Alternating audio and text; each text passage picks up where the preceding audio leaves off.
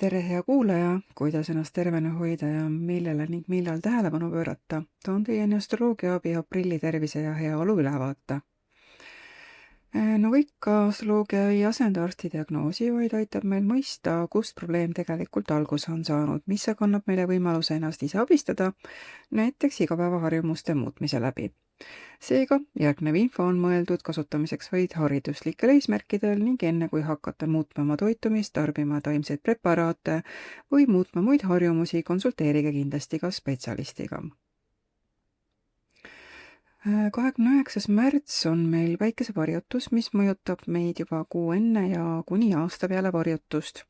Ja see varjutus toob väga palju kuumust seekord, just peapiirkonda, silmadesse ja võib esineda siis rohkem silmanärvi probleeme, silmapõletikke, silmapunetusi, silmakuivust ja ka kuumatunnet kehas üldse rohkem. Peavalu, migreene ka rohkem. Eriti tunnetavad seda need, kellel on omal sünnikaardil planeete või siis ascendent või MC 23–29 kraadi, kas kalades, neitsimärgis.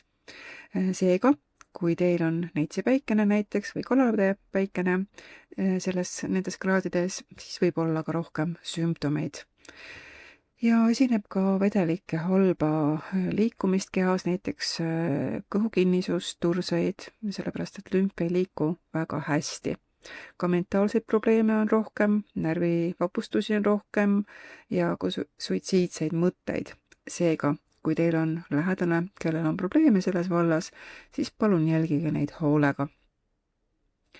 Ja varjutuse ajal ei ole hea aeg minna arstile, sellepärast et diagnoosi saades võite saada lihtsalt vale diagnoosi. Ja ei ole ka hea aeg protseduurideks, sest et midagi võib kogemata minna siin valesti. Lihtsalt inimesed kipuvad olema hajameelsemad. Küll aga sobib varjutuse aeg kindlasti väga hästi millegi sügavuti uurimiseks ja varjul oleva info otsimiseks. Nüüd aga vaatame kuupäevasid aprillis. 1. aprill, kui soovite tugevdada lihaseid, siis see päev sobib selleks väga hästi, ka luude tugevdamiseks on hea aeg ja hea aeg tegeleda taimedega ning alustada näiteks valuraviga. Ka närvivaluraviga alustamine sobib siia kenasti. Seega näiteks massaaž naiste punaõliga sobib siia väga hästi, kui teil on näiteks seljavalu. 2. aprill toob juurde energiat ja soojust, sobib hästi neile, kellel on olnud masendus, mida on viimasel ajal väga palju olnud. Ja see toob siis natukene leevendust. Sobib ka kõnega seotud probleemide raviga alustamiseks ja käte tugevdamiseks. 3. aprill. Tujukus tõuseb taas, oht on jällegi vale diagnoosiks suurem, seega kui saate siin diagnoosi või näiteks arst ütleb et teile teie murele ei ole lahendust, siis kindlasti minge küsige ka teine arvamus või ka 3. arvamus, igal juhul võite leida ikkagi siis lahenduse oma murele. Aga väga hea päev ka joogaks. 6. aprill. Just peallõunane aeg on hea lihaste tugevdamiseks, neerupealiste toetamiseks, raua tõstmiseks kehas. Kui jahate, siis võite teha siin siis rauarikkaid taimseid segusid. Selleks sobib siin väga hästi. Ja näiteks aneemia vastu mõeldud ravimid, näiteks nagu nõges võiks olla hea ja lutsern, lambalähed sobib siia kenasti. Ja on üldse hea aeg ravimtaimedele ka sellistele, mis mõjutavad lümfisüsteemi. Hea aeg siis ülakeha lümfisüsteemi mõjutavatele taimedele just. Näiteks sinine kannike, mis on Blue Violet või siis punane ristik, takk ja juur samuti. Ettevaatlik tasub olla nendel, kellel on maahavandeid, pankreatiiti või põrnapõletikku ja ka raseduse katkemise oht on siin suurem. Seega vaarikalehe tee sobib sellisel juhul siia kenasti. Aga väga hea aeg liikumiseks ja ka näiteks muusika kuulamiseks. 7. aprill. Kui teil on astma või muud kopsuprobleemid, siis tuleks olla siin väga tähelepanelik ja juba varem hakata oma keha selles osas toetama, sest et siin kipub olema rohkem lima kopsupiirkonnas. Sobivad siin siis soojendavad taimed, mis on seotud kopsudega, on ka rohkem viiruseid ja grippi. Ja lümpi liikumine on aeglasem, seega liigutage lümpi, näiteks mäderaigas sobib selleks kenasti ja hoidke oma jalad soojas, tehke näiteks sooja jalavanni. 10. aprill sobib hästi maksapuhastuseks, seedimine võib olla aeglasem, sobib aga paastumiseks, laske oma seedesüsteemil siin puhata ja toituge kergemalt ja veresuhkruprobleeme esineb ka siin rohkem. 13. aprill tuleks toetada oma neere, heaks sobimeheks on siin kuldvits, ka magu on suurema stressi all ja sobivad siia näiteks ka nahka ja limaskesti pehmendavad taimed, nende tarbimine. Esineb ka verega seotud probleeme, näiteks rauavaegust rohkem, keha hoiab rohkem vedelikke kinni, seega on meil tursete oht suurem ja sobib siia hästi jällegi takja juur, et näiteks lümfi puhastada ja ei ole jällegi hea meditsiinilisteks protseduurideks.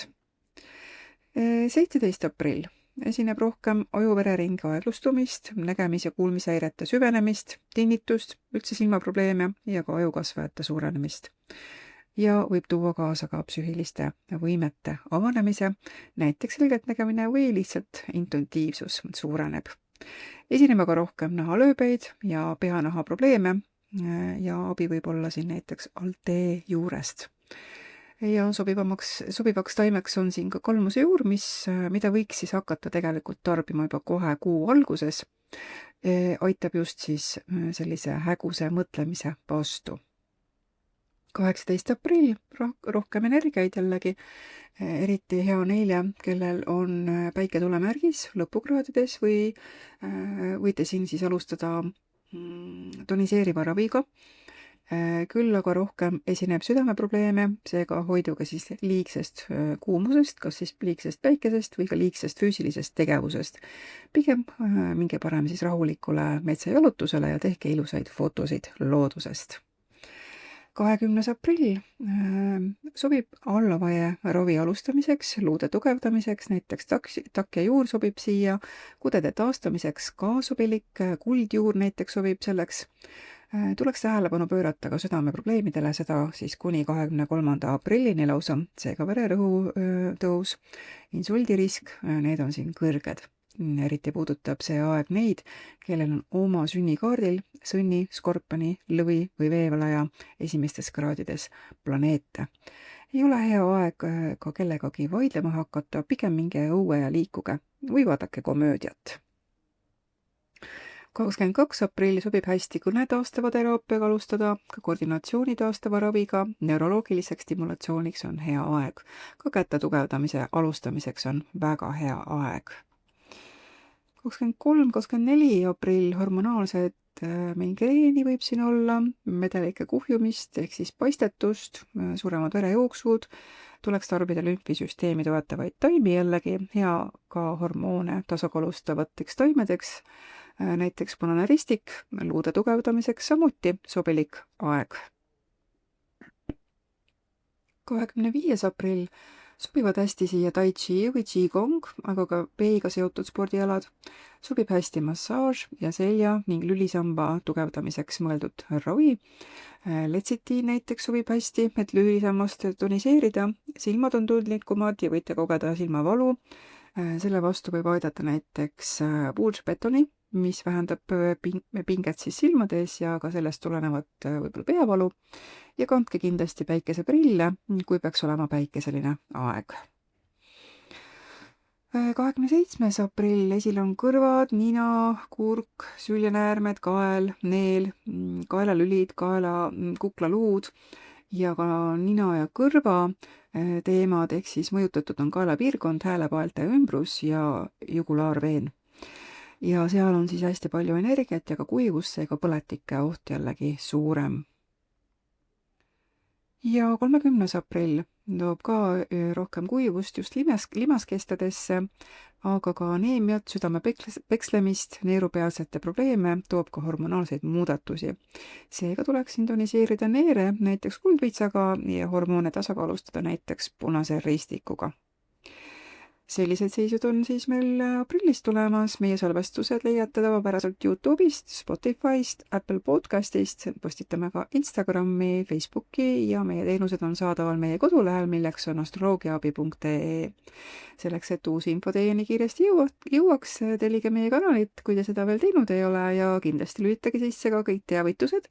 Nii saate meie uutest postitustest ka kiiresti teada.